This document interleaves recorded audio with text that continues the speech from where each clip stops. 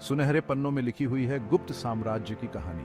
नमस्कार दोस्तों, स्वागत है आपका इस हिस्टोरिकल जर्नी में जहां हम एक्सप्लोर करेंगे गुप्त साम्राज्य के ग्लोरियस पास्ट को।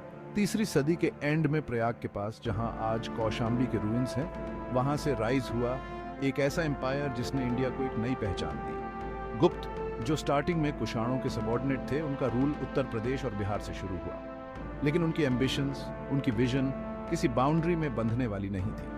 धीरे धीरे अपनी पावर और स्ट्रैटेजी से उन्होंने अपना कंट्रोल पूरे उत्तर भारत पर एस्टैब्लिश कर लिया। गंगा नदी, प्रयाग की होली लैंड, साकेत की प्रॉस्पेरिटी और मगध का वैभव सब गुप्त साम्राज्य के अंडर आ गया। रहस्य का पर्दा, गुप्तों की ओरिजिन। दोस्तों, हिस्ट्री कई बार अपने आप में एक पजल बन जाता है।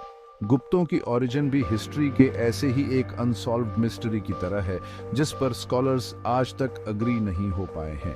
कुछ हिस्टोरियंस मानते हैं कि गुप्त शूद्र या लोअर कास्ट से थे। उनका लॉजिक है कि गुप्तों के अर्ली रिकॉर्ड्स में उनकी कास्ट का क्लियर मेंशन नहीं है और उनकी लाइफस्टाइल भी अपर कास्ट से अलग थी। वहीं दूसरी तरफ कुछ स्कॉलर्स यह मानते हैं कि गुप्तों की ओरिजिन ब्राह्मण फैमिली में हुई थी। उनका कहना है कि गुप्त रूलर्स वैदिक धर्म के प्रोटेक्टर थे और उन्होंने कई यज्ञ ऑर्गेनाइज करवाए थे जो सिर्फ ब्राह्मणों द्वारा ही किए जा सकते थे। इसके अलावा गुप्त रूलर्स द्वारा इश्यूड किए गए सिक्कों पर भी उन्हें परम भागवत और धर्म प्रचारक जैसी टाइटल्स दी गई है, जो उनकी रिलीजियस बिलीफ्स और ब्राह्मणों के प्रति रिस्पेक्ट को दिखाता है। तो दोस्तों, गुप्तों की ओरिजिन का मिस्ट्री अभी भी है। यह एक ऐसा क्वेश्चन है जिसका आंसर शायद फ्यूचर में होने वाले डिस्कवरीज और रिसर्च से ही मिल पाएगा। पावर का सेंटर, गुप्तकालीन एडमिनिस्ट्रेशन। दोस्तों, गुप्त साम्राज्य की फाउंडेशन थी एक स्ट्रांग और वेल ऑर्गेनाइज्ड एडमिनिस्ट्रेशन। गुप्त एम्परर्स के टाइम में डेमोक्रेसी कमजोर हुई और एक पावरफुल मोनार्की एस्टैब्लिश हुई। एम्परर राज्य का सुप्रीम अथॉरिटी होता था और उसकी पावर अनलिमिटेड होती थी। एम्परर के बाद आते थे उसके मिनिस्टर्स, जो डिफरेंट डिपार्टमेंट्स के हेड होते थे और एम्परर को एडवाइस देने का काम करते थे। एडमिनिस्ट्रेशन की सुविधा के लिए पूरे एम्पायर को कई प्रोविंसेस में डिवाइड किया गया था, जिनका शासन राजा के द्वारा नियुक्त किए गए गवर्नर्स करते थे। एडमिनिस्ट्रेशन का सबसे लोअर लेवल था ग्राम पंचायत, जो विलेजेस के मामलों को देखता था। इस तरह गुप्त प्रशासन एक वेल ऑर्गेनाइज्ड हायरार्की पर बेस्ड था, जो एम्पायर के एफिशिएंट फंक्शनिंग में इंपॉर्टेंट रोल निभाता था। यह मजबूत एडमिनिस्ट्रेटिव स्ट्रक्चर ही था जिसने गुप्त साम्राज्य को न केवल एक वास्ट जियोग्राफिकल एरिया में फैलाया, बल्कि उसे एक लॉन्ग टाइम तक पावरफुल और प्रॉस्परस भी बनाए रखा। चैप्टर 3, प्रॉस्पेरिटी का सोर्स। राजस्व के सोर्सेज। दोस्तों, किसी भी एम्पायर की फाउंडेशन उसकी इकोनॉमिक प्रॉस्पेरिटी होती है। गुप्त साम्राज्य का अमेजिंग वेल्थ और उसकी ग्रैंडर का सीक्रेट छिपा था उसके स्ट्रॉन्ग रेवेन्यू सिस्टम में। गुप्त पीरियड में गवर्नमेंट इनकम का सबसे मेन सोर्स थे टैक्स। किसानों से उपज का एक फिक्स्ड पोर्शन भाग के रूप में लिया जाता था, जबकि भोग के अंतर्गत राजा को गिफ्ट के रूप में अनाज, फल फूल आदि दिए जाते थे। इसके अलावा प्रणय कर, भूमि कर और भेंट जैसे टैक्स भी रेवेन्यू के इंपॉर्टेंट सोर्सेज थे।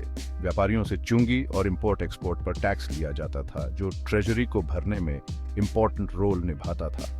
यह रेवेन्यू ही था जिससे गुप्त रूलर्स अपनी विशाल आर्मी का खर्चा चलाते थे, ग्रैंड टेम्पल्स और स्तूपों का कंस्ट्रक्शन करवाते थे और आर्ट और लिटरेचर को इनकरेज करते थे। गुप्तकालीन सिक्कों पर बने देवी देवताओं और राजाओं के पिक्चर्स उस समय की इकोनॉमिक प्रॉस्पेरिटी की कहानी खुद बयां करते हैं। चैप्टर 4, मैग्निफिसेंट कैरावान व्यापार एवं वाणिज्य। दोस्तों, गुप्त पीरियड में ट्रेड और कॉमर्स का नेटवर्क पूरे देश में फैला हुआ था। उज्जैन, भड़ौच, प्रतिष्ठान, विदिशा, प्रयाग, पाटलिपुत्र, वैशाली, ताम्रलिप्ति, मथुरा, अहिच्छत्र, कौशाम्बी जैसे सिटीज ट्रेड सेंटर्स के रूप में डेवलप हुए। देश के अंदर ही नहीं बल्कि विदेशों से भी ट्रेड रिलेशन स्ट्रांग थे। Rome, China, South East Asian countries के साथ रेशम, मसाले, सोना, चांदी, हाथी दांत जैसी चीजों का इंपोर्ट एक्सपोर्ट होता था। गुप्त रूलर्स ने ट्रेड को इनकरेज करने के लिए रोड्स बनवाई, मेजरमेंट की एक स्टैंडर्ड सिस्टम लागू की और व्यापारियों की सेफ्टी का अरेंजमेंट किया। इससे ट्रेड को बूस्ट मिला और गुप्त साम्राज्य इकोनॉमिकली प्रॉस्परस होता गया।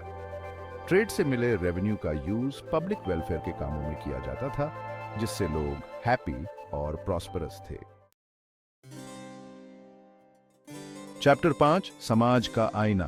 सामाजिक स्थिति दोस्तों, गुप्तकालीन इंडियन सोसाइटी ट्रेडिशनली 4 वर्णों ब्राह्मण, क्षत्रिय, वैश्य और शूद्र में डिवाइडेड था।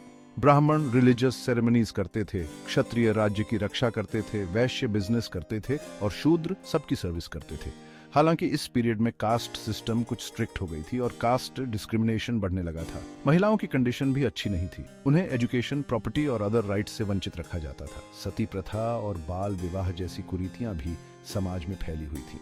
फिर भी गुप्त पीरियड में समाज में कुछ अच्छी परंपराएं भी देखने को मिलती हैं, जैसे जॉइंट फैमिली सिस्टम का प्रचलन था, गुरु शिष्य परंपरा का सम्मान किया जाता था और हॉस्पिटैलिटी को धर्म माना जाता था। चैप्टर 6 फेथ का रिवाइवल, रिलीजियस सिचुएशन दोस्तों, गुप्त साम्राज्य को हिंदुइज्म के रिवाइवल का टाइम माना जाता है। गुप्त रूलर्स खुद वैष्णव धर्म को मानते थे, लेकिन उन्होंने अदर रिलीजन्स के प्रति भी टॉलरेंस की पॉलिसी अपनाई। इस पीरियड में आइडल वर्शिप का प्रचलन बढ़ा और ग्रैंड टेम्पल्स का कंस्ट्रक्शन हुआ। वैष्णव धर्म के साथ साथ शैव धर्म और शाक्त धर्म का भी प्रचार